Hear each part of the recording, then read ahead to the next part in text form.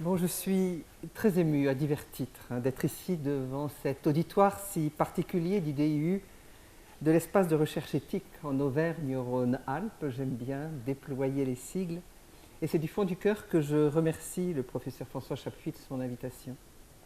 Je voudrais aussi évoquer au sens fort du mot Françoise Claes-Drapeau qui aurait dû se trouver à cette même place il y a 1 an.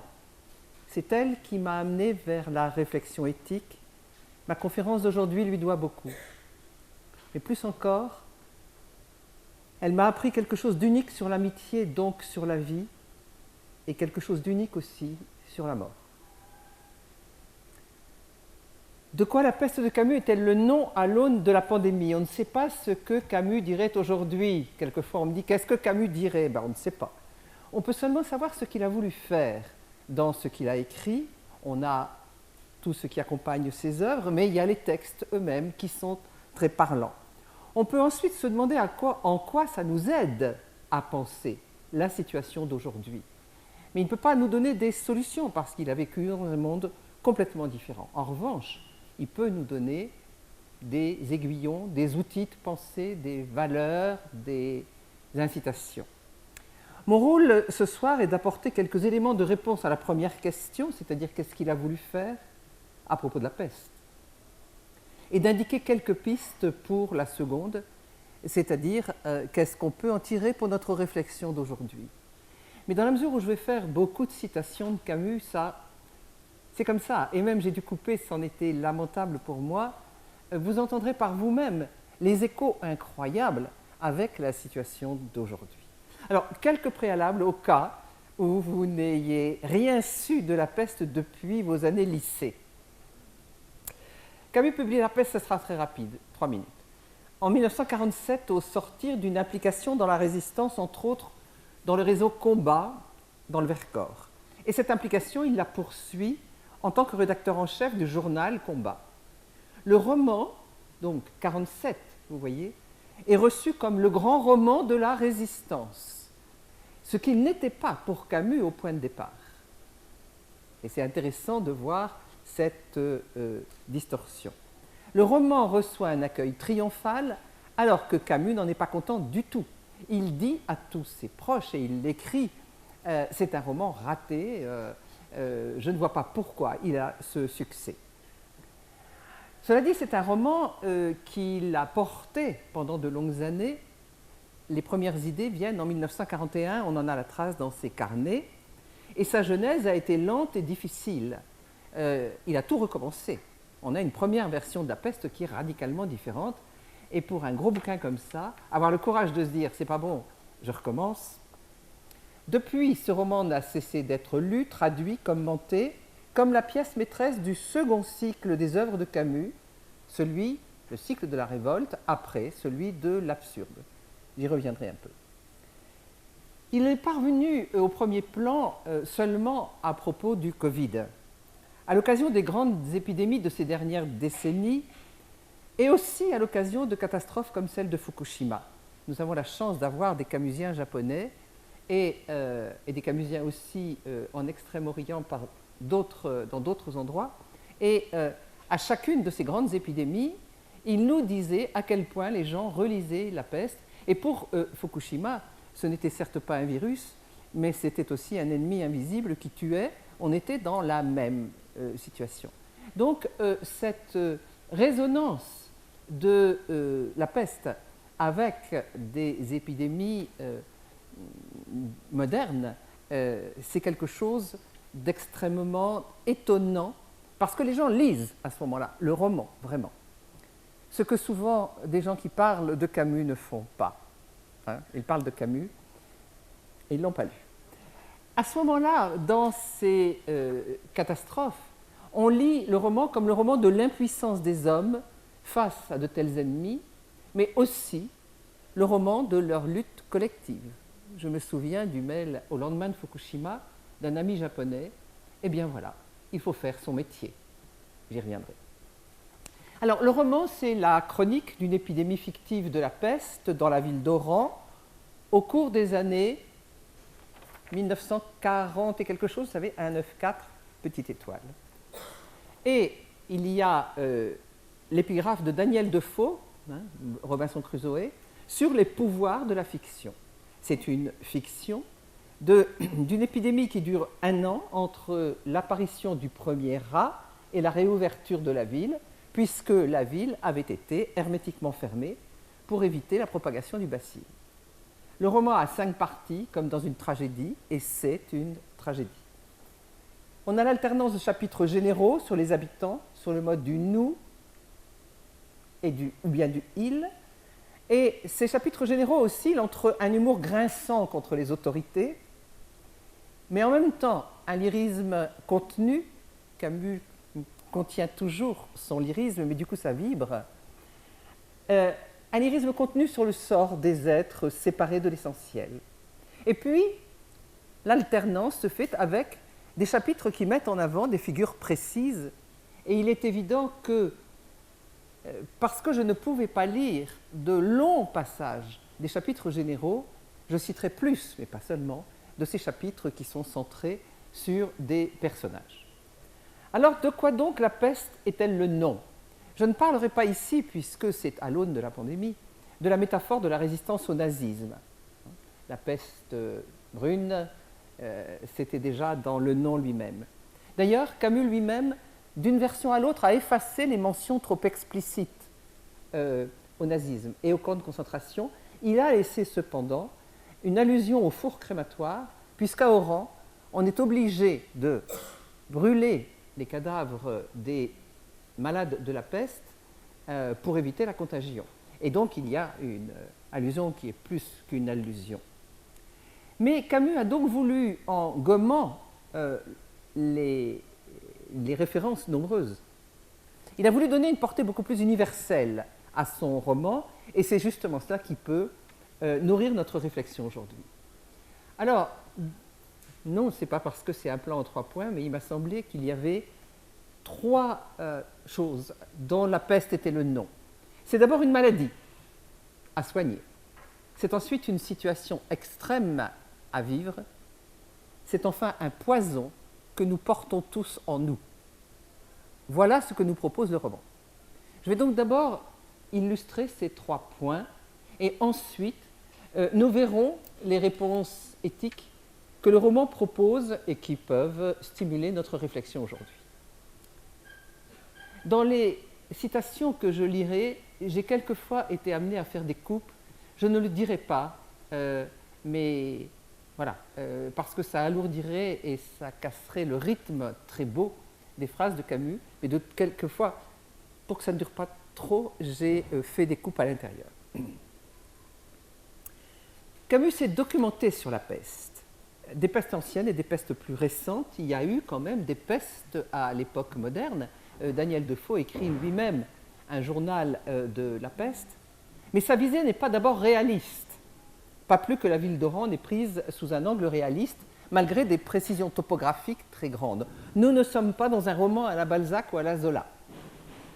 Même si, vous le verrez, il y a des... Ah ben ça c'est bien, je parlerai plus fort que le bruit. C'est pas grave. Vous verrez qu'il y a des descriptions assez étonnantes de la réalité atroce de la peste. Parmi les figures de premier plan, 2 médecins. Les autres soignants sont présents, mais englobés plutôt dans les chapitres collectifs. Les 2 médecins, c'est Bernard Rieux et Richard Castel. En termes modernes, on dirait que l'un est plus soignant et l'autre plus chercheur. Le premier va chercher essentiellement comment limiter la contagion, et le second va essayer de mettre au point un sérum qui soit opérant contre ce type particulier de bacille. L'un et l'autre refusent absolument d'être des dogmatiques, ils sont loin de tout savoir préétabli, ils apprennent en avançant. Alors, la première question qui se pose, c'est nommer la maladie. Dans la première partie, on a un dialogue entre Castel et Rieux d'une part et les autorités de l'autre. Parce que, bon d'accord, il y a eu des rats, et puis il commence à y avoir des morts. Alors le préfet convoque les médecins et leur dit, bon, alors, c'est quoi cette maladie ? Vous nous dites un peu. Bon. Rieux, lui, a observé les malades, a observé les symptômes. Et il n'a pas, et Castel non plus, n'a pas de certitude scientifique. Mais il préconise immédiatement des décisions concrètes. Je vous lis tout un passage. Rieu répondit qu'il n'avait pas décrit un syndrome, il avait décrit ce qu'il avait vu. Et ce qu'il avait vu, c'était des bubons, des taches, des fièvres délirantes, fatales en 48 heures. Votre pensée, dit le préfet, serait que, même s'il ne s'agissait pas de la peste, les mesures prophylactiques indiquées en temps de peste devraient cependant être appliquées. La formule m'est indifférente, dit Rieu. Disons seulement que nous ne devons pas agir comme si la moitié de la ville ne risquait pas d'être tuée, car alors elle le serait. Au milieu de l'agacement général, Rieu partit, quelques moments après, dans le faubourg qui sentait la friture et l'urine, une femme qui hurlait à la mort, les aines ensanglantées, se tournait vers lui. Fin de citation. Donc, il y a d'abord cette pression et on finit par pouvoir nommer la maladie, mais à ce moment-là, et là, vous allez vous retrouver, il va falloir lutter contre le désir absolu d'ignorance de la majeure partie des Oranais qui ne veulent pas entendre parler de la peste. Et vous allez noter là ce ton sarcastique dans lequel Camus excelle et qu'il utilise assez fréquemment quand même dans les chapitres généraux, et disons-le, dès qu'il y a de l'administration en jeu, le sarcasme n'est pas loin. Là encore, cependant, la réaction du public ne fut pas immédiate. En effet, l'annonce que la 3e semaine de peste avait compté 302 morts ne parlait pas à l'imagination. D'une part, tous peut-être n'étaient pas morts de la peste. Et d'autre part, personne en ville ne savait combien, en temps ordinaire, il mourait de gens par semaine. La ville avait 200 000 habitants. On ignorait si cette proportion de décès était normale. C'est même le genre de précision dont on ne se préoccupe jamais, malgré l'intérêt évident qu'elle présente. Le public manquait en quelque sorte de point de comparaison. Ce n'est qu'à la longue, en constatant l'augmentation des décès, que l'opinion prit conscience de la réalité, de la vérité. La 5e semaine donnant en effet 321 morts et la 6e 345. Les augmentations du moins étaient éloquentes, mais elles n'étaient pas assez fortes pour que nos concitoyens ne gardassent, au milieu de leur inquiétude, l'impression qu'il s'agissait d'un accident sans doute fâcheux, mais après tout temporaire. Alors, les médecins vont être chargés d'avoir le courage de la vérité, et doublement, parce qu'à la fois, il va leur falloir affirmer, imposer les mesures urgentes d'isolement qu'il faut prendre, puisqu'en l'absence d'un sérum, c'est le seul moyen de limiter la contagion, tout en reconnaissant qu'ils sont impuissants à le vaincre, même si Castel travaille sur un sérum. Donc, il va falloir isoler strictement les malades, ce qui signifie les arracher à leur famille, empêcher les contacts avec les morts, donc très vite les incinérer. Et donc, Rieu impulse la formation d'équipes sanitaires que rejoindront presque tous les protagonistes du roman. La forme, j'allais dire, de la lutte collective prend cette forme des équipes sanitaires qui vont donc opérer l'isolement forcé des malades. Le problème, c'est que les autorités ont pris les décisions et eux doivent les faire appliquer. Et eux qui travaillent au plus près de la réalité des corps malades, ils vont se voir taxés d'abstraction en disant les règles doivent s'appliquer à tous. Je vous lis.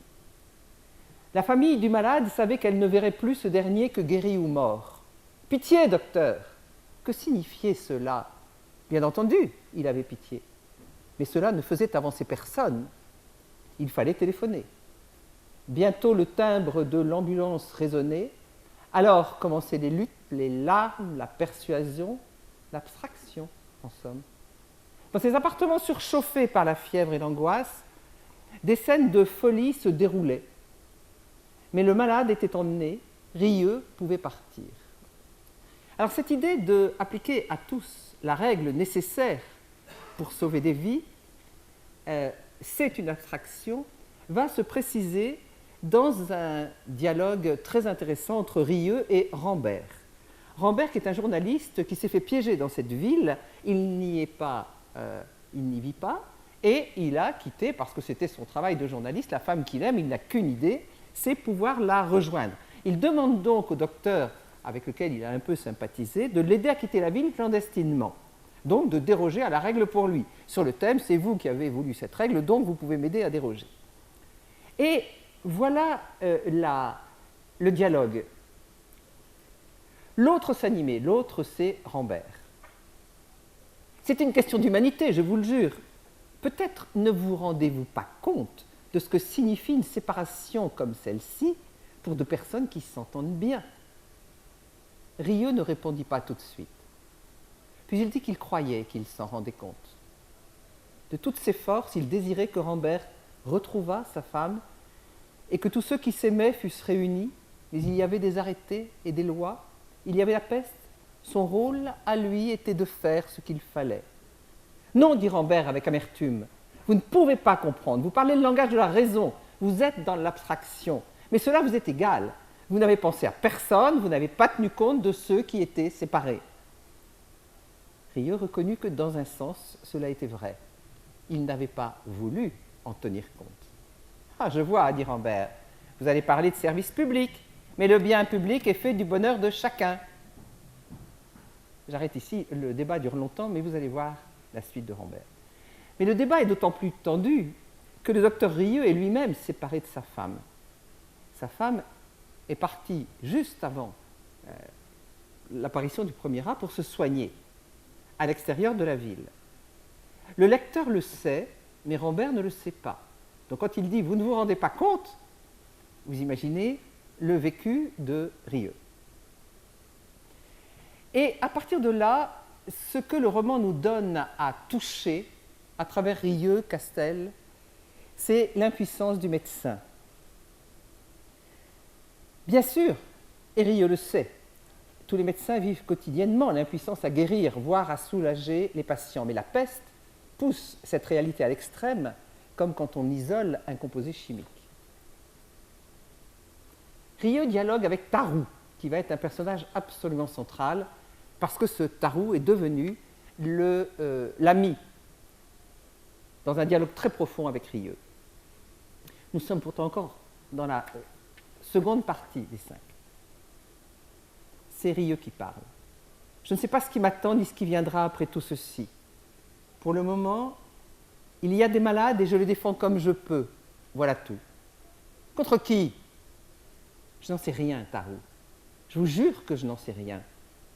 Quand je suis entré dans ce métier, je l'ai fait abstraitement, en quelque sorte, parce que j'en avais besoin, parce que c'était une situation comme les autres, une de celles que les jeunes gens se proposent, peut-être aussi parce que c'était particulièrement difficile pour un fils d'ouvrier comme moi.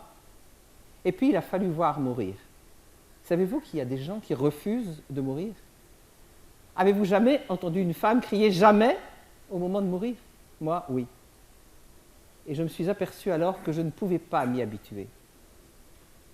Mais après tout, puisque l'ordre du monde est réglé par la mort, peut-être vaut-il mieux pour Dieu qu'on ne croit pas en lui et qu'on lutte de toutes ses forces contre la mort, sans lever les yeux vers ce ciel où il se tait.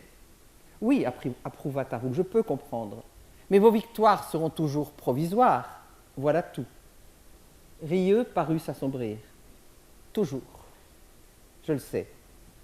Ce n'est pas une raison pour cesser de lutter. Non, ce n'est pas une raison. Mais j'imagine alors ce que doit être cette peste pour vous. Oui, dit Rieu, une interminable défaite. On ne sait pas pourquoi l'épidémie finit par reculer. Alors, bien sûr, Castel va tenter un nouveau sérum, mais très clairement, ce n'est pas ce sérum-là qui arrête la peste. Elle semble avoir un rythme propre, un peu comme un phénomène naturel. Et d'ailleurs, il est très significatif qu'elle dure 1 an. C'est significatif, c'est intéressant pour le roman parce que la peste en hiver où on était, ça ne donne pas les mêmes, à cause du climat, les mêmes réactions, mais c'est aussi comme un phénomène naturel. Camus a voulu qu'au cœur du livre, les deux médecins, et pas seulement eux, vous le verrez, aillent jusqu'au bout de cette impuissance en assistant à toute l'agonie atroce d'un enfant, qui fait le centre de la quatrième partie et le sommet tragique du roman. Castel a essayé sur cet enfant qui est condamné le nouveau sérum en vain. Mais vous allez voir, ce n'est pas pour des raisons médicales, pas essentiellement, qu'ils assistent toute la journée à la mort de l'enfant. Le docteur serrait avec force la barre du lit où gémissait l'enfant. Il ne quittait pas des yeux le petit malade qui se raidit brusquement, et les dents de nouveau serrées se creusa un peu au niveau de la taille, écartant lentement les bras et les jambes. Du petit corps nu sous la couverture militaire montait une odeur de laine et d'aigre sueur. L'enfant se détendit peu à peu, ramena bras et jambes vers le centre du lit, et toujours aveugle et muet parut respirer plus vite. Rieux rencontra le regard de Tarou qui détourna les yeux. Ils avaient déjà vu mourir des enfants, puisque la terreur depuis des mois ne choisissait pas, mais ils n'avaient jamais encore suivi leur souffrance minute après minute, comme ils le faisaient depuis le matin. Et bien entendu, la douleur infligée à ces innocents n'avait jamais cessé de leur paraître ce qu'elle était en vérité, c'est-à-dire un scandale. Mais jusque-là, du moins, ils se scandalisaient abstraitement en quelque sorte, parce qu'ils n'avaient jamais regardé en face, si longuement, l'agonie d'un innocent. La scène dure très longtemps. Elle est quasiment insoutenable. Et je me demande comment on peut arriver à écrire un texte comme cela. La peste sonde donc très très loin la position tragique du médecin, qui est conscient de son impuissance dans chaque cas, mais aussi conscient de son impuissance plus globalement pour l'humanité. Celui qui lutte pied à pied contre la maladie, et vous avez entendu Rieux tout à l'heure, sait, plus que les autres, que la bataille est toujours perdue, à long terme. La dernière phrase du roman, elle est célèbre, je vous la relis. Car il, c'est Rieux. Il savait ce que cette foule en joie ignorait et qu'on peut lire dans les livres, que le bacille de la peste ne meurt ni ne disparaît jamais, qu'il peut rester pendant des dizaines d'années endormi dans les meubles et le linge, qu'il attend patiemment dans les chambres, les caves, les malles, les mouchoirs, les paperasses, et que peut-être le jour viendrait où pour le malheur et l'enseignement des hommes, la peste réveillerait ses rats et les enverrait mourir dans une cité heureuse. La peste donc, c'est le nom d'une maladie, c'est aussi le nom d'une situation extrême à vivre. Parce que la situation des non-médecins est très longuement décrite, en particulier dans les chapitres généraux. Et c'est d'abord sur le thème de la séparation. Camus avait envisagé d'intituler le roman « Les séparés » ou bien « Les prisonniers ». Alors, on vient de voir les mesures d'isolement. Donc les Oranais ne sont pas, comme pendant le Covid, confinés chez eux, mais la ville est fermée, et à l'intérieur de la ville, la peste met des barrières infranchissables. Les malades sont hermétiquement séparés des autres, et la séparation devient définitive avec la mort. Mais il y a aussi le cas particulier sur lequel Camus s'attarde longuement, de ceux qui sont séparés donc d'avec des proches à l'extérieur de la ville, avec aussi ce risque d'une séparation définitive par la mort. La troisième partie se clôt sur un final qui dure 3 pages et qui est absolument splendide, parce qu'il montre comment tout le monde est pris dans cette généralité des séparés. Ces pages sont d'un lyrisme dense et mesuré, mais elles font un écho très puissant, et je vous invite à les relire. C'est la fin de la troisième partie, c'est facile à trouver. Parce qu'elles font un écho à toutes les séparations que nous vivons, même en dehors des catastrophes collectives. Au début, c'est comme un grand élan farouche, plein de pathétique, tout entier tourné vers l'avenir, c'est-à-dire vers le moment des retrouvailles.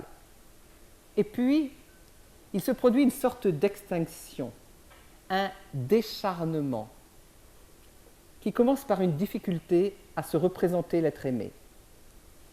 Et puis, Et je vous lis le deuxième stade, donc pour les séparer de ce décharnement. Au deuxième stade de la peste, ils perdirent aussi la mémoire. Non qu'ils eussent oublié ce visage, mais ce qui revient au même, il avait perdu sa chair, ils ne l'apercevaient plus à l'intérieur d'eux-mêmes.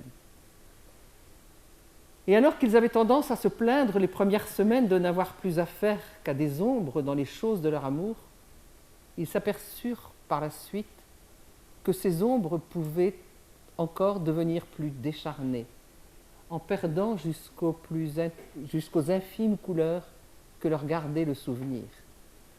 Tout au bout de ce long temps de séparation, ils n'imaginaient plus cette intimité qui avait été la leur, ni comment avait pu vivre près d'eux un être sur lequel à tout moment ils pouvaient poser la main.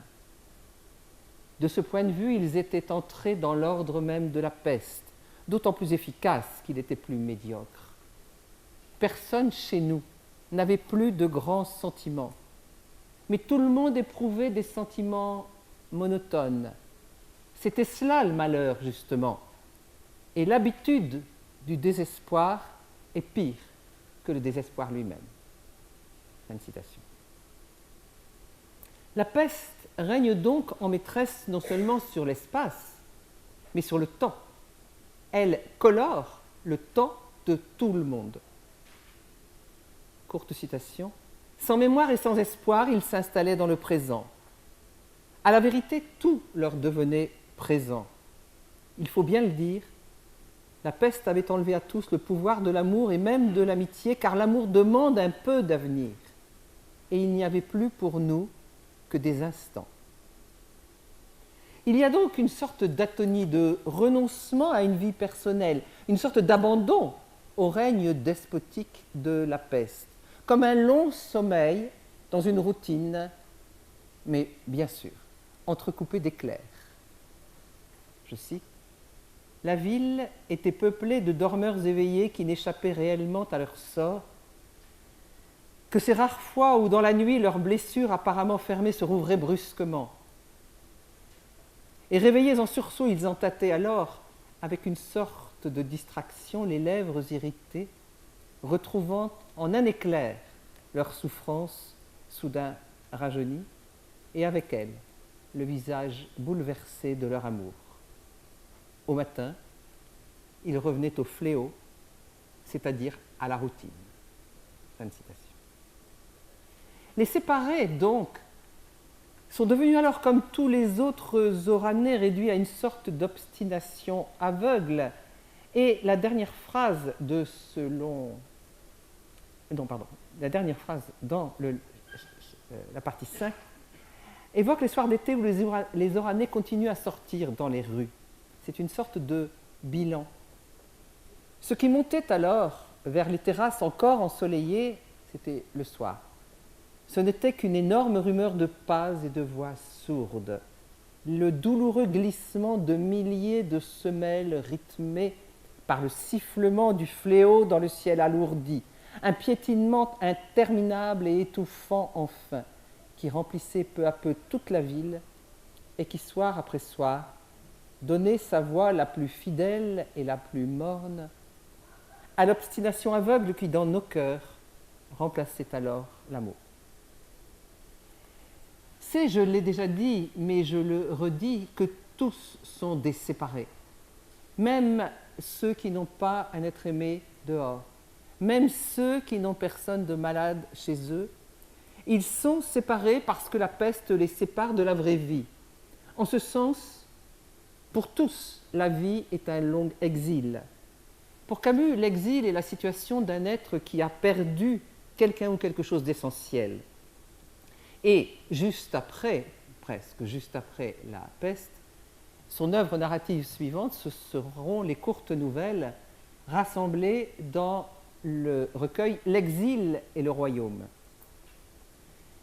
L'exil n'étant pas, et même pas du tout, l'exil de ceux qui ont été bannis de ce que l'on connaît aujourd'hui. Mais Janine, dans La femme adultère, est exilée de sa jeunesse. On peut être exilé de plein de choses. Et Rieu va méditer aussi, au moment où la ville se rouvre, sur ce visage commun que cette situation d'exil a mis sur tous les Oranais. Pour la première fois, Rieu pouvait donner un nom à cet air de famille qu'il avait lu pendant des mois sur tous les visages des passants. Ils avaient fini par prendre le costume du rôle qu'ils jouaient déjà depuis longtemps, celui d'émigrants, dont le visage d'abord, les habits maintenant, disait l'absence et la patrie lointaine. À partir du moment où la peste avait fermé les portes de la ville, ils n'avaient plus vécu que dans la séparation. Ils avaient été retranchés de cette chaleur humaine qui fait tout oublier. Parmi ces amoncellements de morts, les timbres des ambulances, les avertissements de ce qu'il est convenu d'appeler le destin, le piétinement obstiné de la peur et la terrible révolte de leur cœur, une grande rumeur n'avait cessé de courir et d'alerter ces êtres épouvantés, leur disant qu'il fallait retrouver leur vraie patrie. Pour eux tous, la vraie patrie se trouvait au-delà des murs de cette ville étouffée. Elle était dans ces broussailles odorantes sur les collines, dans la mer, les pays libres et le poids de l'amour. Et c'était vers elle, c'était vers le bonheur qu'il voulait revenir, se détournant du reste avec dégoût. Situation extrême aussi, la peste, comme affrontement brutal au non-sens et à la mort. La peste est une allégorie qui met à nu la condition humaine dans ce qu'elle a d'absurde et de scandaleux. Déjà, dans l'étranger, la condamnation à mort de Meursault à la peine capitale mettait en évidence cette vérité toute simple que Meursault jetait dans la dernière scène à la tête de l'aumônier. Nous sommes tous des condamnés à mort. Nous sommes tous, comme les Oranais, affrontés à une mort inéluctable, à l'absence de sens qu'elle rend manifeste, donc à l'absurde. Il ne faut pas croire qu'en passant du cycle de l'absurde, le mythe de Sisyphe, l'étranger, Caligula, le malentendu, à celui de la révolte, l'absurde serait dissous. Comme si la révolte, y compris contre l'absurde, allait dissoudre cet absurde, ou que la lutte commune allait dissoudre cet absurde. Non. Mais il s'agit de se situer autrement par rapport à cet absurde, non pas de prétendre le dissoudre. Alors si, il y en a qui le dissolvent en cherchant un sens venu d'en haut, que cet en haut soit un dieu ou une valeur. La question de l'absurde, je dirais, est posée de manière encore plus lancinante dans La peste. Son point extrême sur le mode dérisoire est incarné par un vieil asthmatique que Rieu va voir souvent, qui passe sa vie, il ne peut plus bouger de son lit, à compter des pois chiches qu'il fait passer d'une marmite à une autre.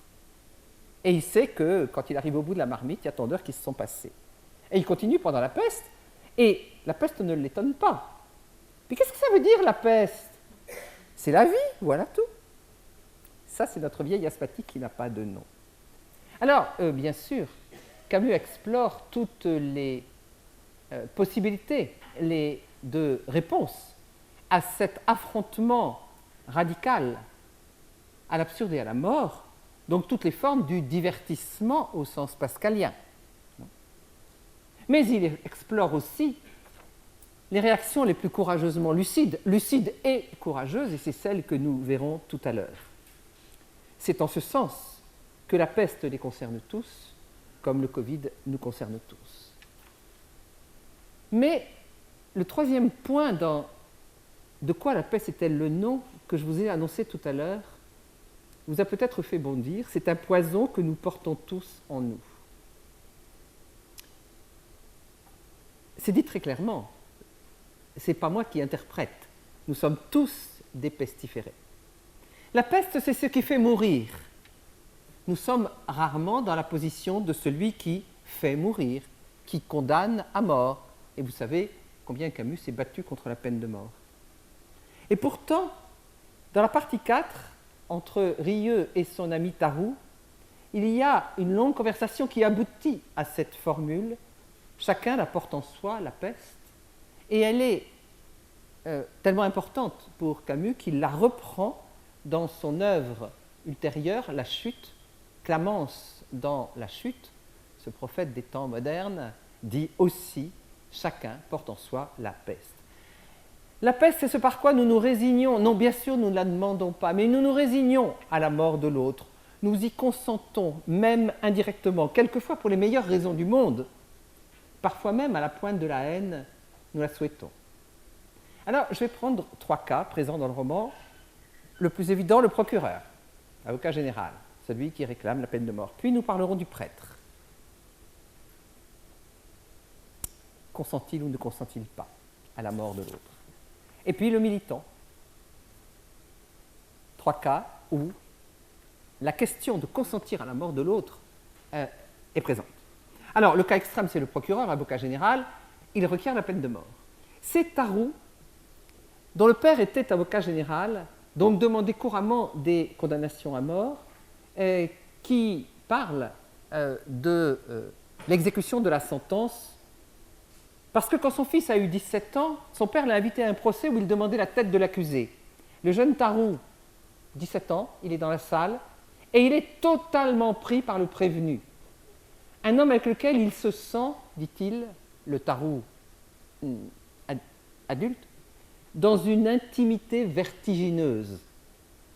Il ne s'intéresse pas au crime de cet homme, mais il perçoit seulement qu'il est intensément vivant, même à travers des tics comme se ronger les ongles, et qu'il ne le sera plus à la demande du Père. Et c'est ça qui le met dans cette intimité vertigineuse. Et plus tard, il va assister à la mort d'un homme fusillé et il note que les fusils sont tout près et qu'ils font un trou dans le cœur dans lequel on pourrait mettre le poing.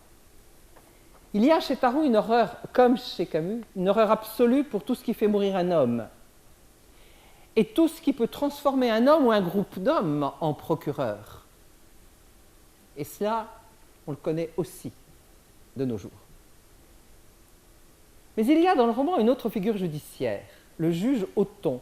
Il est inflexible. Lui, il n'est pas avocat général dans des procès criminels, mais il est intraitable. La loi, rien que la loi. Mais c'est le père de l'enfant qui meurt. Et cette perte humanise le juge Othon. Il rejoint les équipes sanitaires.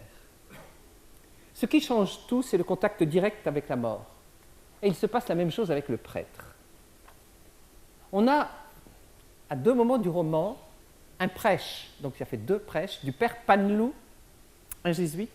Dans le premier, il tonitru sa justification de la peste. Elle est le châtiment que Dieu inflige aux hommes pour les punir et les faire revenir à lui dans le remords et la crainte de l'enfer. Mes frères, vous êtes dans le malheur, mes frères, vous l'avez mérité. Ça continue comme ça pendant 3 pages. Et ça a été prouvé, Camus s'est inspiré de sermons qui étaient présentés comme des modèles pour des prêches dans des circonstances comme celle-là. C'est Panelou qui lance la métaphore de la peste comme un fléau, c'est-à-dire pas simplement le fléau au sens abstrait, mais le fléau concret, l'outil avec lequel on bat le blé pour séparer le grain de la paille. Et vous l'avez peut-être entendu tout à l'heure, cette métaphore du fléau qui tourne autour de la ville, une gigantesque tige, est amplifiée par le narrateur sur le mode épique. Mais comme le constate Rieu, Panelou est un homme d'étude, je cite. Il n'a pas vu assez mourir. Et c'est pourquoi il parle au nom d'une vérité. Mais le moindre prêtre de campagne qui administre ses paroissiens et qui a entendu la respiration d'un mourant pense comme moi. Il soignerait la misère avant de vouloir en démontrer l'excellence. Vous avez entendu curé de campagne, Bernanos a publié le journal d'un curé de campagne en 1936, quelques années avant que Camus ne commence à écrire La Peste. Et c'est ce qui arrive à Panelou. C'est-à-dire que, incité, mais il aurait pu ne pas le faire, par Rieu, il assiste à la mort de l'enfant. Et ça le change complètement. Son second prêche, dans la partie 4, est tout différent. D'abord, et c'est capital, il ne dit plus « vous », il dit nous. Ça change tout. Et alors, bien sûr, il ne se révolte pas contre la peste, mais il ne la justifie plus et il s'incline devant l'insondable problème du mal. Je ne comprends pas, je m'incline.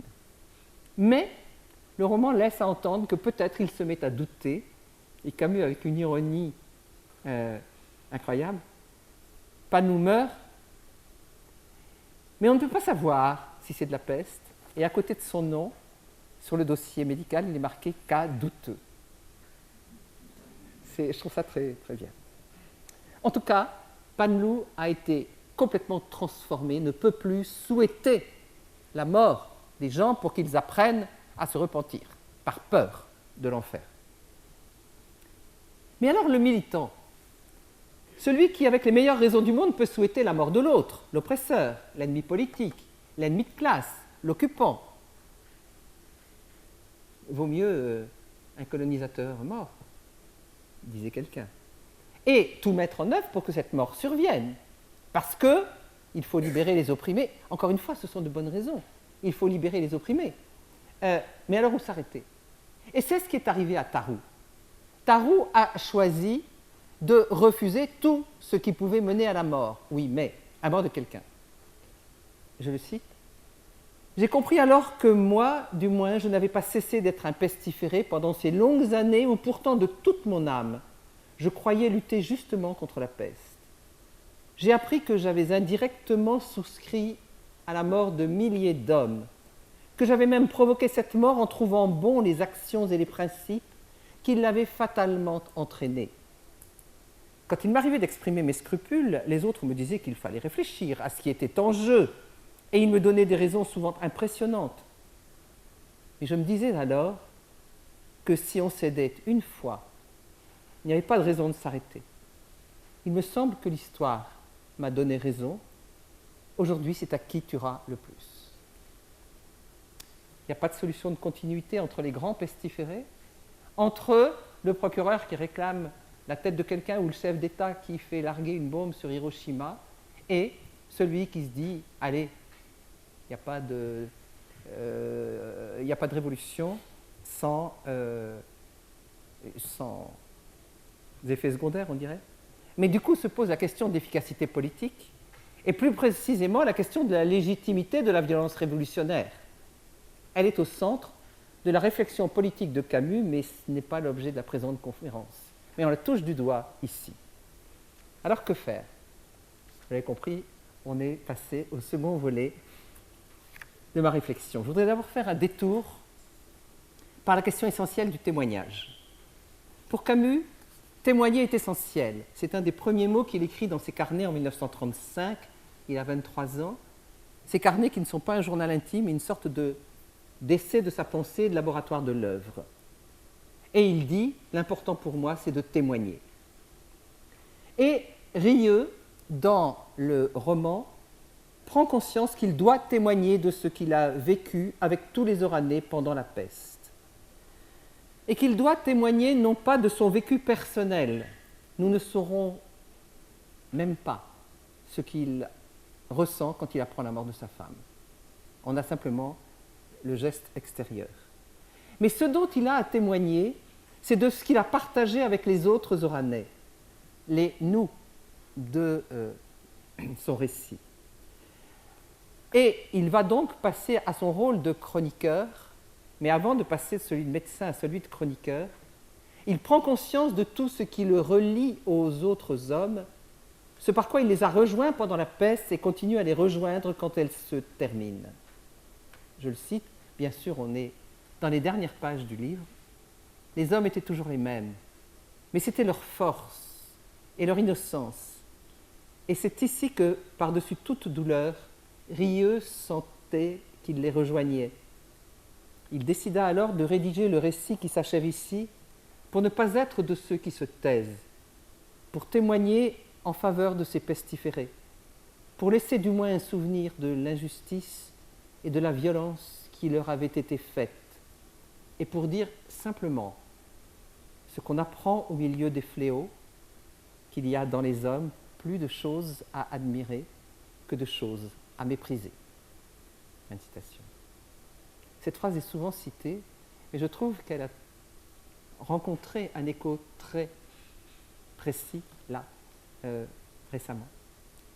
L'éthique de l'écrivain est donc toujours d'écrire pour témoigner, mais on ne peut témoigner que de ce que d'une manière ou d'une autre, dans une dimension ou dans une autre, on a soi-même éprouvé. Camus n'a cessé de se poser cette question-là.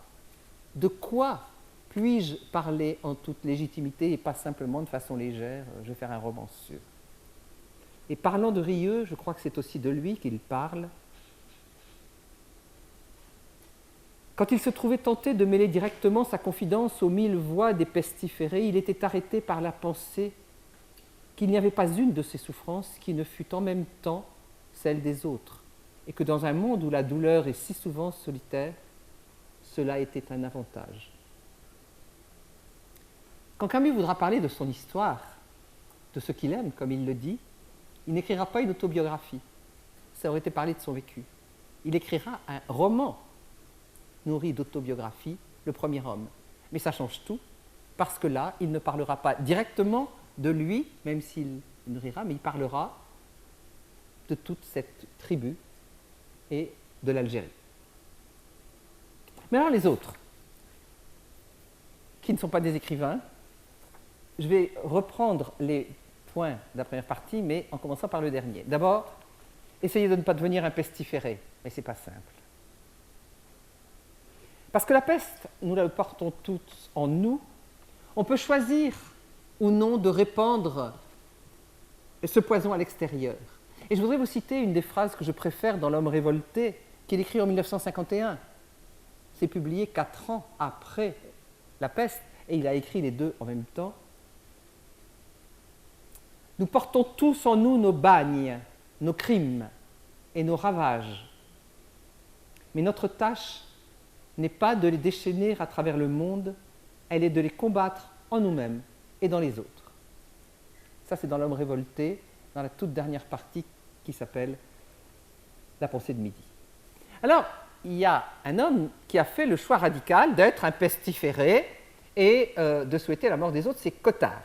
Je n'ai pas encore parlé de Cottard, il faut parler de Cottard. C'est un négociant qui, même avant la peste, faisait des affaires louches. Son principal souci était, et est toujours, de ne pas attirer l'attention de la police. La peste est la situation idéale pour lui, parce qu'il n'y a plus de police qui marche, on ne fait plus attention. C'est une image, bien sûr, du collaborateur qui s'adonne au marché noir pendant l'occupation. Mais écoutez, on est à la fin. Mais il est un de nos concitoyens, au moins, pour lequel le docteur Rieux ne pouvait parler, c'est-à-dire témoigner. Il s'agit en effet de celui dont Tarrou avait dit un jour à Rieux, son seul vrai crime, c'est d'avoir approuvé dans son cœur ce qui faisait mourir des enfants et des hommes. Le reste, je le comprends. Mais ceci, je suis obligé de le lui pardonner. Il est juste que cette chronique se termine sur lui qui avait un cœur ignorant, c'est-à-dire solitaire. Fin de citation. Cottard est coupable. Il est porteur de la peste, il la répand. Tarrou et le narrateur, Rieux, ne le justifient pas, mais ils ne le condamnent pas. Pour Camus, aucun homme n'est assez innocent pour pouvoir condamner un autre définitivement et complètement. Je dirais que, dans la phrase que vous avez entendue, Cottard est un handicapé du cœur. Il avait un cœur ignorant. Mais la chronique ne s'achève pas exactement sur lui. On assiste quand même à sa mort. Il ne meurt pas de la peste. Mais pendant la fête qui marque la réouverture de la ville, il est arrêté parce qu'il s'est mis à tirer sur les passants, manifestant ainsi que s'il ne peut pas poursuivre ses petites affaires, tout le monde doit mourir. Bien sûr, il est abattu par la police. À l'autre bout, il y a eu, on a déjà beaucoup vu, le choix radical de Tarrou. Mais en refusant de participer à quoi que ce soit qui pourrait aboutir à la mort de quelqu'un, il s'est condamné à l'impuissance et à l'inefficacité. Et il le sait. Il parle à Rieux. Je sais que je ne vaux plus rien pour ce monde lui-même. et qu'à partir du moment où j'ai renoncé à tuer, je me suis condamné à un exil définitif. Ce sont les autres qui feront l'histoire. Je consens à être ce que je suis, j'ai appris la modestie. Je dis seulement qu'il y a sur cette terre des fléaux et des victimes et qu'il faut, autant qu'il est possible, refuser d'être avec le fléau. Si, disant cela, je deviens fléau, moi-même, du moins, je n'y suis pas consentant. J'essaie d'être un meurtrier innocent. Vous voyez, ce n'est pas une grande ambition. Camus s'est posé exactement la même question, puisque dans Combat, le journal dont il est rédacteur en chef depuis 1944, il publie en 1946, La peste n'est pas encore parue, mais son écriture est terminée, une série de 8 grands articles qu'il intitule « Ni victime ni bourreau », ni victime ni fléau, où il plaide sur le plan national et international. C'est un texte, ce sont 8 articles magnifiques à lire, parce que ce sont des articles politiques. Sur le plan national et international, il plaide pour des utopies modestes, dit-il, au nom desquelles on ne soit pas prêt à tuer massivement, comme l'histoire vient d'en donner l'exemple, au nom d'idéologies opposées d'ailleurs. On a tué massivement en trouvant cela absolument légitime. Et Camus, quand il écrit Ni victime ni bourreau, sait très bien que la guerre froide est en train de s'installer et que ça aboutira à nouveau à des morts massives, légitimées par la raison d'État. Je vous rappelle que Camus est un des très très rares journalistes occidentaux à avoir condamné Hiroshima en disant « le règne de la barbarie a commencé ». Tous les autres journaux se réjouissaient parce que la mise à genoux du Japon signifiait la fin de la guerre.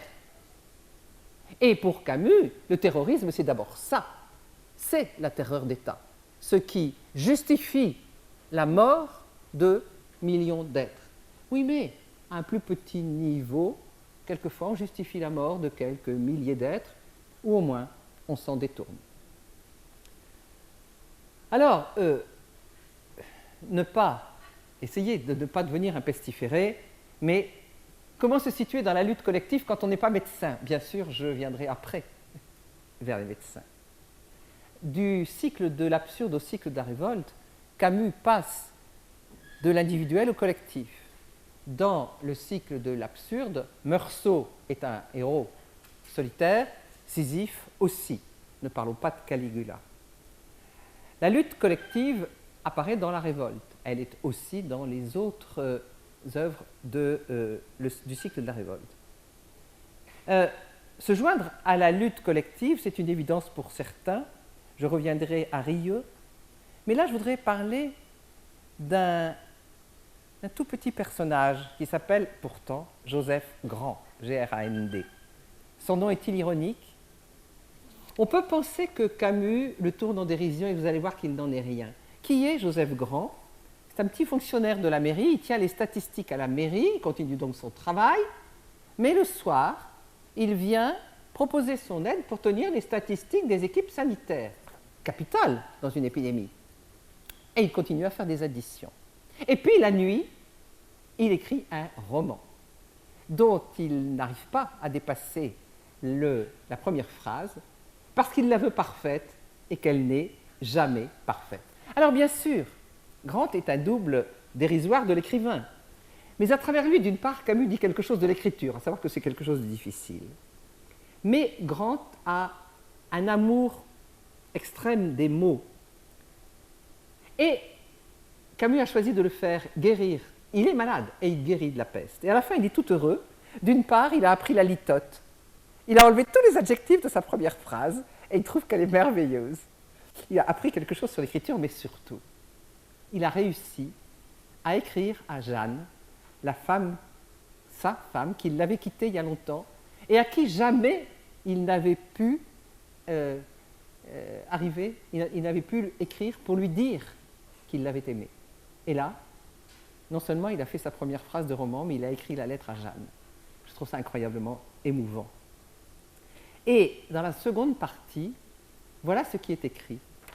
Oui, s'il est vrai que les hommes tiennent à se proposer des exemples et des modèles qu'ils appellent héros, et s'il faut absolument qu'il y en ait un dans cette histoire, le narrateur propose justement ce héros insignifiant et effacé, qui n'avait pour lui qu'un peu de bonté au cœur et un idéal apparemment ridicule. Le héros de la peste, c'est Joseph le Grand, c'est pas Rieux. Je trouve ça très très intéressant. Et là aussi, on a entendu et appris des choses comme cela pendant le Covid. Alors, Rambert, vous savez, celui qui voulait quitter la ville à n'importe quel prix, le jour où il trouve un passeur, parce que bien sûr il y a des passeurs pour quitter Oran, qu'il ferait sortir, il renonce et il rejoint les équipes sanitaires. Je le cite. Rambert dit qu'il avait encore réfléchi, qu'il continuait à croire ce qu'il croyait, mais que s'il partait, il aurait honte. Cela le gênerait pour aimer celle qu'il avait laissée. Mais Rieux se redressa et dit d'une voix ferme que cela était stupide et qu'il n'y avait pas de honte à préférer le bonheur. Oui, dit Rambert, mais il peut y avoir de la honte à être heureux tout seul. J'ai toujours pensé que j'étais étranger à cette ville et que je n'avais rien à faire avec vous. Mais maintenant que j'ai vu ce que j'ai vu, je sais que je suis d'ici, que je le veuille ou non. Cette histoire nous concerne tous. Mais les choses ne sont pas si simples à cause des contradictions du médecin. Vous avez entendu que c'est Rieux lui-même qui finit par dire à Rambert, mais non, vous avez le droit de partir, l'important c'est l'amour. Grâce à Tarrou et à la relation profonde qu'il a avec Rieux, on va très profondément dans ces contradictions internes. Rieux ne les aurait pas développées, il est trop pudique. Mais le duo Rieux-Tarrou représente bien sûr Camus dans le roman. Et d'abord, il y a, elle était déjà contenue dans la situation avec Rambert, la question de savoir ce qu'on sacrifie à la tâche de soigner. La tension entre le métier et la vie personnelle, bien sûr, tension exacerbée par la peste et aussi par la pandémie. Tout à l'heure, j'entendais 2 médecins pendant notre repas parler du sommeil qu'ils avaient perdu pendant le Covid. Alors, quand Rambert dit qu'il peut y avoir de la honte à être heureux tout seul, c'est Tarrou qui répond. C'est Tarrou. Rieux lui a dit Tarrou, qui s'était tu jusque-là, sans tourner la tête vers eux, fit remarquer que si Rambert voulait partager le malheur des hommes, il n'aurait plus jamais de temps pour le bonheur, il fallait choisir. Personne ne répondit, et Rambert parut s'impatienter. Vous savez bien d'ailleurs, ou sinon que feriez-vous dans cet hôpital? Avez-vous donc choisi, vous, et renoncé au bonheur? Pardonnez-moi, Rambert, dit Rieux, mais je ne le sais pas. Restez avec nous, puisque vous le désirez. Rien au monde ne vaut qu'on se détourne de ce qu'on aime, et pourtant je m'en détourne moi aussi, sans que je puisse savoir pourquoi. Et donc, je vous l'ai dit, nous suivons, mais presque de l'extérieur, l'évolution de la maladie de la femme de Rieux qui est loin et le moment où il lit le télégramme qui lui apprend que sa femme est morte. Mais je reviens, parce que c'est ça qui va nous permettre d'aller encore plus loin. La contradiction la plus fondamentale est celle qui est liée à l'impuissance dont nous parlions. Dans une période de catastrophe, où soigner ne veut plus dire guérir, qu'est-ce que devient le métier de médecin? Une longue citation. Rieux a des moments d'épuisement. C'est à de telles faiblesses que Rieux... Non, pardon, je reprends. Pas des moments d'épuisement, des moments où il serait prêt à céder à l'insistance de gens qui leur demandent de ne pas les séparer. C'est à de telles faiblesses que Rieux pouvait juger de sa fatigue. Sa sensibilité lui échappait, nouée la plupart du temps, durcie et desséchée, elle crevait de loin en loin et l'abandonnait à des émotions dont il n'avait plus la maîtrise. Sa seule défense était de se réfugier dans ce durcissement, de resserrer le nœud qui s'était formé en lui. Il savait bien que c'était la bonne manière de continuer. Pour le reste, il n'avait pas beaucoup d'illusions. Et sa fatigue lui ôtait celle qu'il conservait encore. Car il savait que pour une période dont il n'apercevait pas le terme, son rôle n'était plus de guérir. Son rôle était de diagnostiquer, découvrir, voir, décrire, enregistrer, puis condamner, C'était sa tâche. Des épouses lui prenaient le poignet et hurlaient « Docteur, donnez-lui la vie !» Mais il n'était pas là pour donner la vie, il était là pour ordonner l'isolement. À quoi servait la haine qu'il lisait alors sur les visages? Vous n'avez pas de cœur, lui avait-on dit un jour. Mais si, il en avait un. Il lui servait à supporter les 20 heures par jour où il voyait mourir des hommes qui étaient faits pour vivre. Il lui servait à recommencer tous les jours. Désormais, il avait juste assez de cœur pour ça. Comment ce cœur aurait-il suffi à donner la vie? Ce qui était un métier d'homme parmi les plus beaux, l'est-il encore? L'impuissance même rapproche le médecin des autres hommes qui n'ont pas la puissance de guérir les autres. Je cite. Non, ce n'étaient pas des secours qu'il distribuait à longueur de journée, mais des renseignements. Cela ne pouvait pas s'appeler un métier d'homme, bien entendu. Mais après tout, à qui donc? Parmi cette foule terrorisée et décimée, avait-on laissé le loisir d'exercer son métier d'homme? Vous avez peut-être entendu que dans la phrase, on passe de « un métier d'homme » à « son métier d'homme ». Certes, chacun doit faire son métier, le médecin autant qu'il le peut, son métier, mais il y a aussi un métier d'homme, c'est-à-dire le métier d'être humain.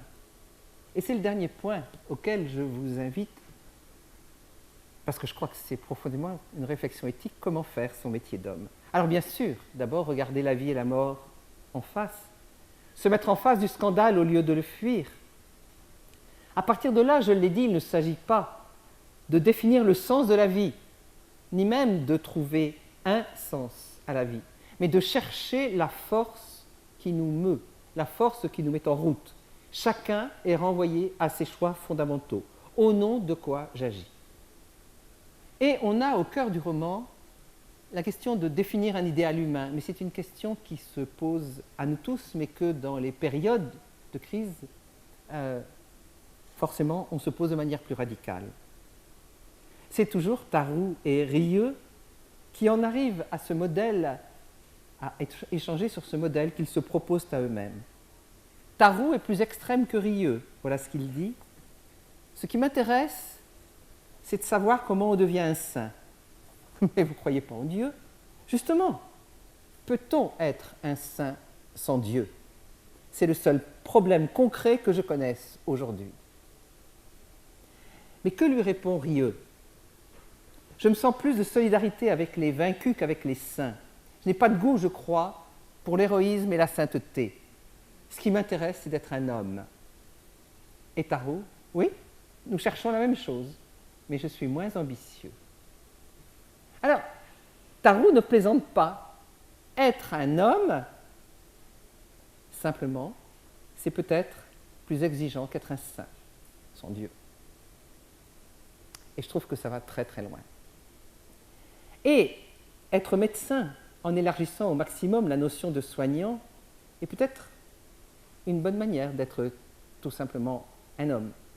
Il s'agit, et on l'a vu dans tout ce qui a précédé, d'être du côté de ceux qui souffrent, en étant médecin, mais aussi autrement, d'apporter du réconfort, de la présence contre la terreur, celle qu'exercent les hommes qui deviennent des bourreaux et celle que ressent tout homme devant la mort.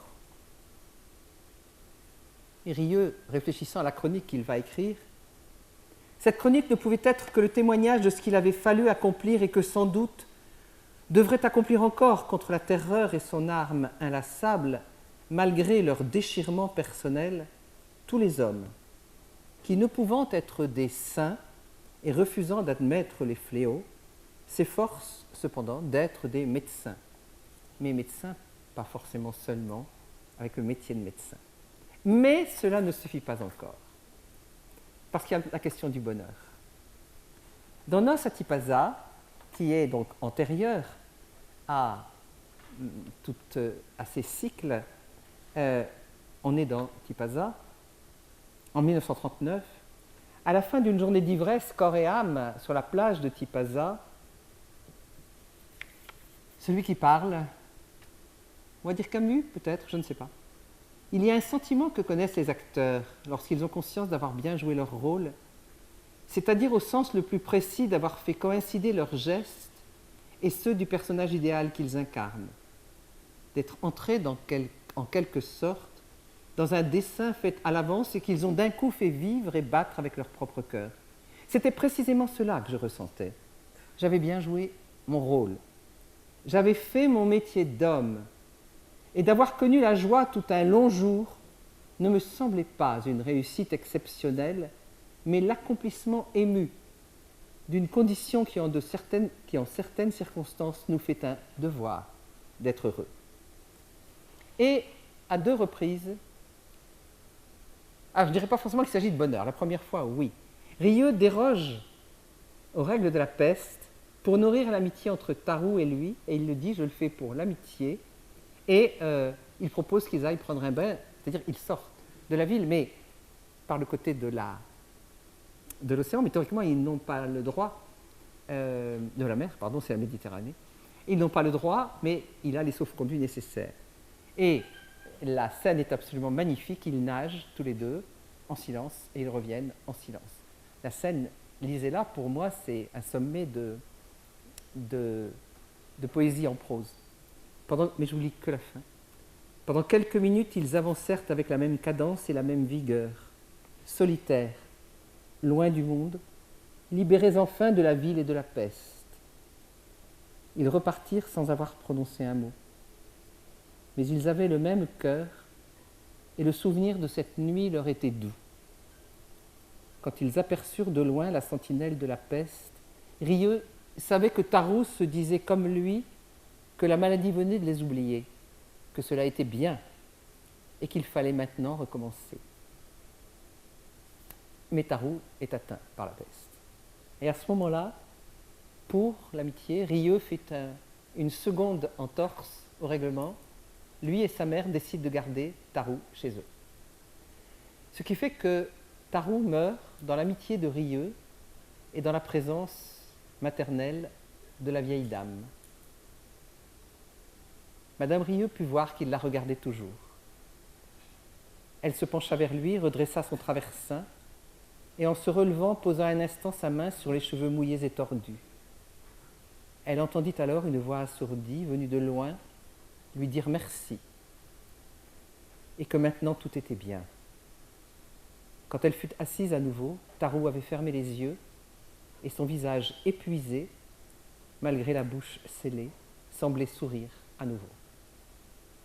C'est une des dernières victimes de la peste dans le livre. Alors, ma conclusion, parce que quand même, excusez-moi, j'ai été très longue, elle est en demi-teinte. Qu'est-ce que, exactement comme pour le Covid, qu'est-ce que nous a appris le Covid? Je le laisse à vos méditations. Qu'est-ce que la peste a appris? On l'a vu, le bacille de la peste peut revenir et la peste laisse des blessures indélébiles. Et je vais vous lire 2 citations pour terminer.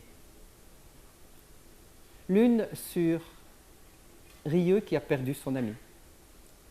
Pour le silence qui enveloppait maintenant son ami, il était si compact. Il s'accordait si étroitement au silence des rues et de la ville libérée de la peste que Rieux sentait bien qu'il s'agissait cette fois de la défaite définitive, celle qui termine les guerres et fait de la paix elle-même une souffrance sans guérison. Le docteur ne savait pas si pour finir Tarou avait retrouvé la paix, mais dans ce moment, tout au moins, il croyait savoir qu'il n'y aurait plus jamais de paix possible pour lui-même, pas plus qu'il n'y a d'armistice pour la mère amputée de son fils ou pour l'homme qui ensevelit son ami. Et quelques pages plus loin, dans la ville enfin rouverte qui est en fête, Rieux traverse la foule, il regagne sa solitude dans le faubourg, il se dirige vers la terrasse où il avait longuement parlé avec son ami pour regarder de là la ville et la mer. Il arrivait peu à peu dans des rues moins encombrées et pensait qu'il n'est pas important que ces choses aient un sens ou non, mais qu'il faut voir seulement ce qui est répondu à l'espoir des hommes. Lui savait désormais ce qui était répondu, et il l'apercevait mieux dans les premières rues des faubourgs, presque déserts. Il savait maintenant que s'il est une chose qu'on puisse désirer toujours et obtenir quelquefois, c'est la tendresse humaine. Je vous remercie.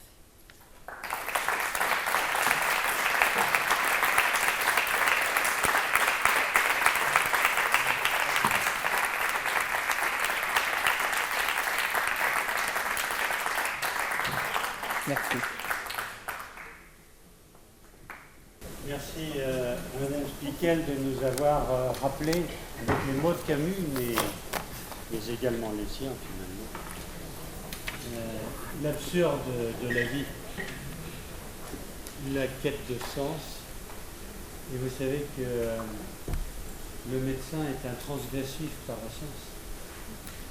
Face à l'absurde de la douleur, de la maladie, parfois de la mort, il n'a que vocation à réduire la douleur, éloigner la maladie et parfois repousser la mort. Et ça rend le médecin proche de ce système de pensée que vous nous avez rappelé, rien que dans le cycle de l'absurde. Après, la révolte, on pourrait la voir aujourd'hui, hein. La révolte collective face à la désorganisation du système de santé, ça pourrait être l'objet d'une prochaine conférence. Et puis, vous nous avez rappelé à quel point, que ce soit le juge ou ce prêtre, l'expérience est intransmissible. C'est-à-dire qu'on peut en parler savamment, tant qu'on ne l'a pas vécu, on ne sait pas ce que c'est. Et le jour où on l'a rencontré, oui, là, on peut en parler. C'est assez puissant. Vous parlez du témoignage aussi, pour ceux qui s'intéressent à la santé ou à la santé publique, il y a des pages redoutables dans Misère en cabinet, où Camus décrit la situation qu'il trouve en arrivant, envoyé par son journal L'Est républicain. Non, Alger républicain. On est en Alger républicain. Ah oui, l'Est républicain. Alger républicain, et il décrit tout simplement, c'est la première étape, hein, d'écrire ce qu'on observe. La deuxième étape, c'est d'essayer de l'analyser pour comprendre. Et la troisième étape, c'est d'agir. Donc c'est un chercheur, peut-être un cherchant. Et dans Misère en cabinet, il décrit, il donne des chiffres précis, des montants, des populations, des nombres de médecins ou de sages-femmes pour un environnement, un village ou une communauté de village. C'est de la santé publique à l'état pur, ça date de 1939. Et eh bien, on a tout à apprendre encore, on sait tout ça. Nous sommes 90 ans plus tard, bientôt, 85 ans plus tard, rien n'a changé. Et ce que vous nous avez dit à propos de la peste, à l'aune de la pandémie, les questions de Camus sont les nôtres. Alors qu'il s'agisse de la blessure physique ou de la blessure morale, aucun d'entre nous n'est obligé de la répandre. Et pour autant, Jessie n'a pas la peste, mais je sais qu'il vous appelle. Jessie est malade. Voilà, les philosophes sont rappelés contingence concrète. Et donc, cette blessure, personne n'est obligé de la répandre, et pourtant, c'est un réflexe assez, je dirais pas naturel, mais assez rapide, assez primitif peut-être, lorsqu'on souffre de partager cette souffrance. Et lorsqu'on souffre de vouloir que d'autres souffrent autant, ça paraît atténuer la souffrance. Grande réalité d'aujourd'hui en fait. Alors, les médecins sont ceux qui vont à contre-courant. Ce sont des saumons qui remontent frayés pour partager d'autres idées en espérant être suivis. Donc, quand je dis les médecins, vous avez traduit les soignants en général, mais c'était le système de santé géré par les médecins. Donc, elle lui parlait dans Misère en cabinet. En tout cas, merci Madame Spickel de nous avoir refait visiter, c'était gageur, pas une heure, la peste. 1h15. 1h15 en débordant sur le reste, mais en restant toujours dans le cycle de l'action que vous avez cité. Avez-vous des questions pour Madame Spickel ou des propositions d'éclairage? Il n'y a pas de micro, mais j'entendrai et je répercuterai les questions. Il n'y a pas de micro baladeur. Non, non. Alors n'hésitez pas. J'ai vu que nos prédécesseurs avaient fermé le micro. C'est pas grave. Oui. Je vais parler fort. On a parlé de la politique, allez-y. Je voulais d'abord, madame, vous remercier très très vivement parce que ce texte riche, vous nous en avez montré des facettes que quelquefois on n'avait pas perçues, même avec plusieurs lectures. Et donc, merci très vivement cela. Bien sûr, vous avez centré votre exposé sur la comparaison avec d'autres épidémies, en particulier Covid. Et je ne reviens pas dessus, c'est parfaitement légitime.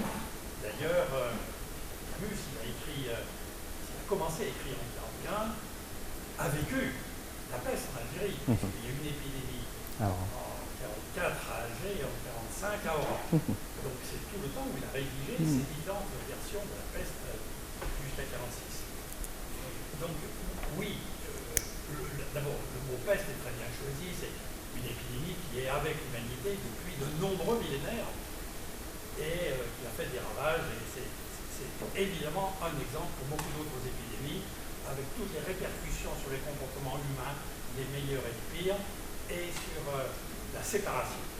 Mais je voudrais peut-être vous inciter à nous dire quelques mots de plus sur l'autre allégorie qui a davantage été soulignée pendant cette même période, évidemment, du combat contre le nazisme, puisque c'est très explicite dans la peste, à de très nombreuses pages, et vous avez choisi, mais je respecte votre choix, de le passer en partie sous silence.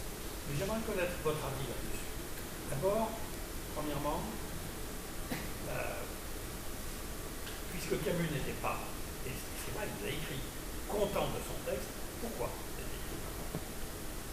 Qu'est-ce qui le rendait si insatisfait, même avec la dernière version améliorée, enrichie de texte? Deuxièmement, cette allégorie avec la peste brune, le nazisme, a été parfois dénigrée par quelqu'un comme Jean-Paul Sartre et d'autres qui n'avaient pas évidemment d'indulgence quelconque pour Albert Camus, un peu trop critique, et les arguments qu'il donne ne sont pas des arguments simples, ne sont pas très convaincants. Mais je cite quand même le fait que ce n'est pas une allégorie parfaite. Une allégorie, ce n'est pas une identité, ce n'est pas une similitude. Évidemment, une bactérie comme Yersinia pestis, ça n'est pas la même chose qu'un groupe d'humains théoriquement dotés de raison et de conscience. La bactérie, elle a sa logique biologique différente d'un groupe humain. Deuxièmement, évidemment, les autorités sanitaires qui combattent ce fléau sont des autorités civiles, pacifiques, non armées, avec même, si possible, des traitements, des sirop. Les nazis étaient brutaux, armés. On ne peut pas non plus comparer le combat contre la peste avec la résistance. La résistance, ce n'était pas des autorités civiles, c'était une clandestinité. La résistance, ce n'était pas des pacifiques, des autorités sanitaires, c'était des gens armés qui allaient combattre avec les armes contre le virus. Donc c'est vrai que c'est différent. Ça n'enlève pas quand même le mérite de l'allégorie. Et puis il y a cette question que vous avez évoquée, importante, quand il parle des fours crématoires. Là aussi, ce n'est pas tout à fait la même chose dans le cas de la Shoah et dans le cas des malades décédés de la peste. Les fours crématoires dans la peste sont utilisés comme un moyen sanitaire pour protéger les vivants. Les fours crématoires des nazis étaient faits pour tuer, pour organiser le génocide de vivants. Et évidemment, il a une grande, je crois, enfin, corrigez-moi si je me trompe, une grande prudence quand il veut parler d'ailleurs dans ce texte et dans d'autres de la Shoah et des fours crématoires, estimant, comme vous l'avez dit d'ailleurs, que quand on n'a pas vécu soi-même une expérience, on ne veut pas s'autoriser d'être un véritable témoin, c'est un peu ce que disait François tout à l'heure, et il laissait à Primo Levi le soin de témoigner alors que lui n'avait eu plus d'informations que orales ou écrites, il n'avait pas vécu cela. Donc voilà juste 2-3 points sur lesquels j'aimerais avoir votre éclaircissement. Je suis navré de vous demander de prolonger encore votre discours, mais vous nous avez passionné, continuez encore à nous passionner. Merci. Pourquoi il n'était pas content? C'était pour des raisons très littéraires, de construction du livre. On a une lettre étonnante à son ami Louis Guillou, où il lui dit « tout ça c'est bancal ». Et Louis Guillou lui a répondu une très très longue lettre où il lui donnait des conseils très précis de construction du roman, en particulier autour de la présence et du dévoilement de qui est le narrateur. J'ai retourné, je ne sais pas combien de bibliothèques, quand j'ai publié cette correspondance, on n'a pas ce papier parce que Camus lui répond « j'ai suivi tous tes conseils ». Donc c'était vraiment au niveau de l'écriture. Cela dit, j'allais presque dire la question que vous posez ensuite, à savoir l'allégorie ne fonctionne pas, mais il en est tellement conscient qu'il l'efface, qu'il l'atténue, qu'il l'estompe au profit de quelque chose, et c'est bien aussi le principe même de l'allégorie, de quelque chose qui a une portée beaucoup plus universelle et qui, du coup, peut recevoir des contenus multiples. Et c'est cela, attendez, je crois que je l'ai, que dit la phrase de Daniel Defoe, et c'est le pouvoir de la fiction, c'est... attendez, je l'ai là. Il est aussi raisonnable de représenter une espèce d'emprisonnement par une autre que de représenter n'importe quelle chose qui existe réellement par quelque chose qui n'existe pas. Pouvoir de la fiction. Autrement dit, son but, c'est vraiment de créer une fiction autour, une fiction allégorique, c'est-à-dire qui puisse englober beaucoup d'autres expériences, autour de l'expérience d'une lutte contre un ennemi que l'on sait ne pas pouvoir vaincre complètement. Et du coup, il efface les allusions les plus nettes au nazisme, et c'est pour ça que, comment dire, que pour lui c'est presque un contresens de dire que c'est le roman de la résistance. Il dit ce n'est pas le roman de la résistance. Voilà. Donc, j'allais dire, vous avez tout à fait raison quand vous dites ça ne fonctionne pas, mais il en est conscient. Voilà. Il y avait eu une autre main qui s'était levée. Oui. Oui. Les temps ont changé, mais les temps changent si peu. Quelques années plus tard, vous savez mieux que moi, c'est même Albert Camus a écrit le discours de la liberté, dans lequel, pour résumer, il dit servitude et bonne santé seront le slogan de demain. Et il parle de cette liberté bafouée par les uns, trahie par les autres, au milieu et que cette liberté meurt au milieu d'un cercle de médecins ricanants. La liberté, pourquoi faire? Je ne me souvenais pas de ça, merci, je vais aller le relire, hein, je ne l'ai pas ici. Et je pense que ça donne aussi un éclairage sur la période Covid qu'on a vécu, avec, pour certains soignants, se trouver prisonniers dans l'absurde de la violence d'État, avec des décisions contestées, contestables, difficiles, éthiquement problématiques, avec des dilemmes effectivement pour protéger les autres, fallait-il les séparer pendant les heures, les derniers jours qu'il leur restait à vie de leur famille. Bien sûr. C'est une série de questionnements. Finalement, Camus n'est pas si tendre avec le corps médical, et plus tendre avec l'idéal de liberté, dont il dit que dans certaines circonstances, mieux vaut la mort que la liberté. Je crois que vous avez raison, il n'est pas tendre avec le corps médical quand ce corps médical est une structure de pouvoir. Mais on voit très bien toute la réflexion autour du soignant, de son impuissance, du tragique, etc. Et là, je ne sais pas si c'est de la tendresse, mais je crois que c'est une infinie proximité. Mais à partir du moment, et on a quand même vu que... Alors, bien sûr, c'était transféré au pouvoir politique, qu'il y a eu des instances de pouvoir qui ont été portées, nourries aussi par des voies médicales. Donc, je veux dire, on ne peut pas dire... les médecins, ça formait tout. Et alors, bien sûr qu'il faudrait reprendre tout ce qu'il dit des médecins, et je vais vraiment aller revoir ce texte du discours de la liberté, mais ce que je trouve intéressant, c'est de poser la question de la liberté par rapport à la précaution, la sécurité, et c'est une question, vous le savez comme moi, qui dépasse aussi beaucoup les questions de la santé.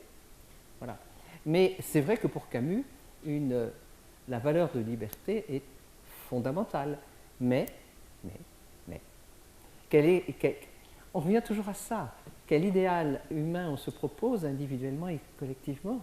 Et heureusement, il n'y a pas de réponse toute faite, mais notre liberté consiste à les chercher et à les construire dans la mesure du possible, ces solutions, ces réponses. Ce pas des solutions. Oui? Merci pour votre intervention éclairante. J'aurais un point qui me reste en suspens. La peste est une forme de révélateur de l'humain, de la société. Elle en montre la force, la faiblesse des hommes, elle en montre la... Attendez, parlez un peu plus fort. J'ai oublié de mettre mes appareils, excusez-moi. La peste est une forme de révélateur pour l'être humain, pour la société. Elle montre la force par souvent la faiblesse des hommes. Également, je disais, la beauté par toute la laideur. Je voudrais savoir qu'en est-il pour Camus et sur la sagesse. Quelle sagesse en retire-t-il? Quelle sagesse en retire-t-il? Alors, c'est étonnant, c'est pas une notion qui me semble récurrente chez lui. La pensée de midi, vers quoi va l'homme révolté, donc, j'allais dire le fin mot de sa philosophie, c'est l'idée d'une tension permanente entre des choses contradictoires, donc toujours un équilibre précaire. La pensée de midi, c'est la pensée, mais de tout le réel et aussi de la philosophie, comme une tension. Et il me semble, tension par exemple entre le jour et la nuit, mais tension entre la mesure et la démesure. Et il me semble que la sagesse ne relève pas de cette pensée de la tension. Et je reviendrai au travail qui vous a été présenté tout à l'heure sur Aristote et Camus par mon ami. Le sous-titre, c'est « L'audace de leur prudence ». Et il me semble que ce serait peut-être plus à chercher de ce côté-là, la prudence étant non pas ce qui fait éviter les extrêmes pour un juste milieu tranquille, un peu soporifique, mais la prudence pour naviguer et arriver à penser dans des circonstances compliquées comme celles que vous évoquiez et celles qu'on a vécues. Prudence étant peut-être un nom de la sagesse, à condition de ne pas mettre dans sagesse une sorte de point stable. L'équilibre de la tension chez Camus est toujours un équilibre, parce que lui-même était habité par la démesure. Nous portons tous en nous nos bagnes, nos crimes et nos ravages. Et quand il dit nous, il s'inclut dedans, là. Voilà, mais je réfléchirai à sagesse, parce que... Mais relisez la pensée de midi, la dernière partie de l'homme révolté. Même si vous ne traversez pas l'énorme buisson qu'est l'homme révolté, les pages de la pensée de midi disent très clairement les choses. Oui? Oui, d'abord un grand merci. Vous nous avez fait revivre ce roman que vous avez relu comme beaucoup pendant la pandémie. Et vous nous avez fait vraiment revivre dans toute la profondeur et du début jusqu'à la fin. Magnifique. Merci. Il y a une notion que vous avez beaucoup abordée, c'est la séparation. Oui. Vous avez commencé par les êtres séparés de l'essentiel. Ça m'a surpris. Je l'ai tout un peu mieux après, parce que pour moi, l'essentiel, quand on est en Christ, on va à l'essentiel. Donc pour moi, dans la peste, l'homme descend à son essentiel. Et pour vous, là, l'essentiel, c'est autre chose. Alors, ne me demandez pas pour moi, je ne vais pas, mais dans le roman. Non, il y a deux choses. D'abord, ce qu'il montre, c'est que justement les Oranais ne vont pas à l'essentiel. Au contraire, ils se perdent dans la futilité, dans la monotonie, dans le sentiment médiocre. Et même les plus éperdument amoureux, sauf par moments, ils sont dans cette espèce d'étouffement. Alors, l'essentiel, oui, c'est ce dont il découvre que c'est ce qui le faisait vivre, c'est-à-dire la nature, l'amour et la liberté, pour dire vite. Et Camus, dans L'exil et le royaume, il va vraiment développer ça. L'exil, c'est la situation dans laquelle on est quand on est coupé de ce qui est l'essentiel, et que peut-être on ne retrouvera jamais. On est en exil. Et le royaume n'est absolument jamais stable. Le royaume s'entrevoit, se vit de manière éphémère, et l'important est peut-être de prendre conscience de nos exils et de nos royaumes. Donc effectivement, les Oranais, je ne suis pas sûr qu'ils... Ah si, et quand même, le narrateur leur donne une conscience qu'ils ont perdu quelque chose d'essentiel. Mais il ne dit rien de la conscience qu'ils en ont. Mais dans ce piétinement, c'est très confus ce qui se passe dans les Oranais. Mais c'est l'analyse qu'en fait le narrateur et Camus, ils sont des exilés.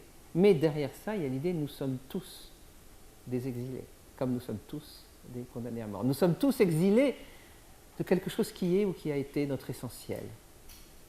Alors, si vous permettez, donc, ça m'amène à ma deuxième question. La peste sépare, c'est l'exil, et la séparation, sépare, ça veut dire le sacré. C'est le sacré. Le sacré. Oui. Le sacré vient de séparer. Oui. Séparer. Donc ma question, est-ce qu'il y a du sacré dans la peste?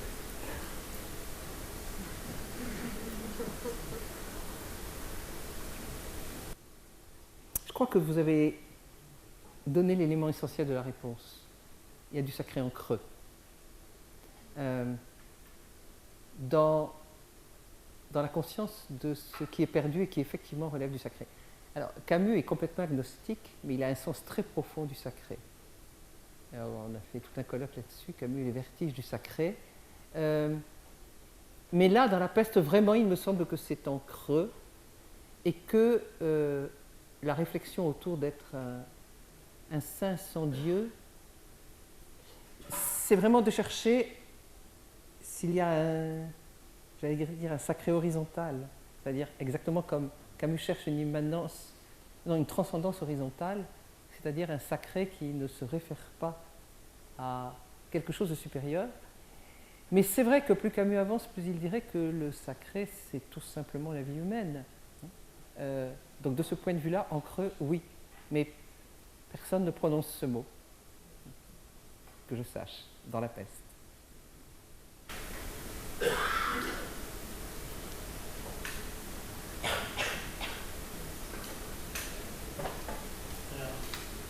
Merci à Madame d'avoir trouvé des réponses à des questions que parfois on avait du mal à formaliser nous-mêmes, donc bravo à ceux qui ont posé les questions et surtout peut-être nous aider à réfléchir un peu mieux, nous aussi relire. Bien sûr, c'est aussi le but, c'est que vous relisiez. Merci à vous, en tout cas, merci à vous. Merci à vous.